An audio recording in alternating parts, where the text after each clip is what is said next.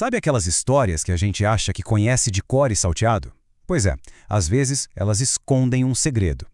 E se uma famosa parábola da Bíblia, uma que sempre nos disseram que era sobre o futuro, na verdade já tivesse acontecido? E se o tal fim dos tempos já fosse história? É exatamente essa ideia que pode mudar tudo que a gente vai explorar agora. A pergunta que vai guiar toda a nossa análise é esta.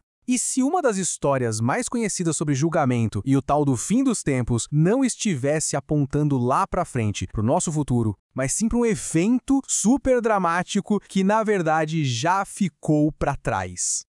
Ok, então, antes de mais nada, vamos refrescar a memória sobre a história. Estamos falando da parábola das bodas lá do livro de Mateus. Ela começa com um clima de festa, de celebração, mas, bem rápido, essa alegria toda vira uma coisa bem mais sombria e até violenta. Imagina só a cena. É algo grandioso. Um rei. A maior festa que se pode imaginar. O casamento do próprio filho. O salão está pronto, o banquete está na mesa.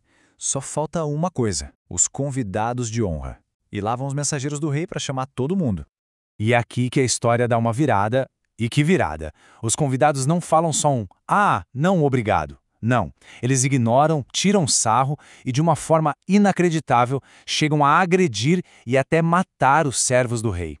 É uma rejeição assim, total e super violenta. E a reação do rei vem na mesma moeda, extrema. Ele fica furioso, manda as tropas dele e simplesmente destrói a cidade daqueles que o desafiaram. Mas, para a festa não ficar vazia, ele abre as portas para todo mundo, literalmente todo mundo. Bons, maus, quem quer que estivesse pela rua, foi levado para dentro para celebrar. É uma história e tanto, né? Pesada, mas o que ela significa de verdade? Para a gente conseguir entender as diferentes interpretações, a gente precisa entrar num campo bem específico da teologia. Esse campo se chama escatologia. O nome é complicado, mas a ideia é simples. É o estudo das últimas coisas. Sabe? Profecia sobre o fim da história, juízo final, a conclusão de tudo. É basicamente a lente que se usa para ler histórias como essa da parábola das bodas. Então, a interpretação mais comum, aquela que a maioria das pessoas conhece, vê essa parábola como um aviso sobre um julgamento que ainda vai acontecer no futuro. Mas a pergunta que nos move hoje é: será que essa é a única forma válida de interpretar esses sinais? E se a chave para decifrar tudo estivesse no passado?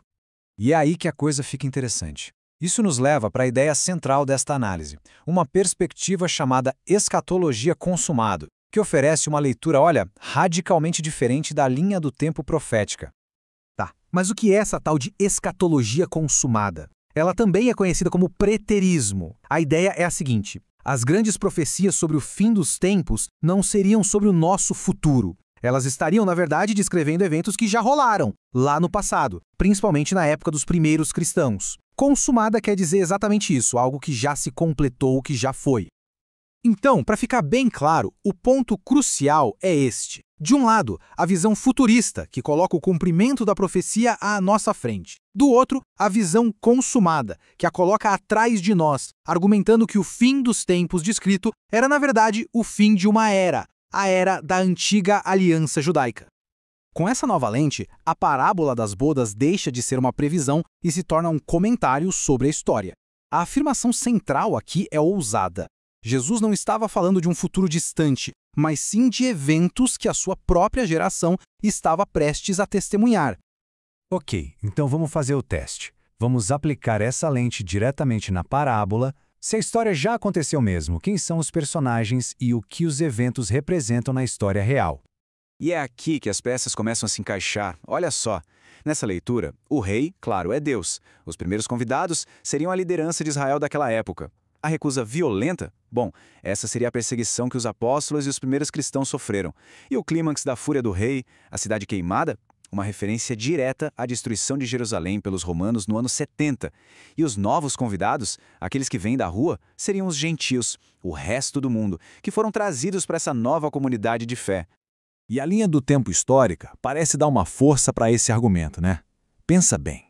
Jesus conta a parábola ali por volta do ano 30. Nas décadas seguintes, a gente vê exatamente a perseguição que bate com a recusa da história.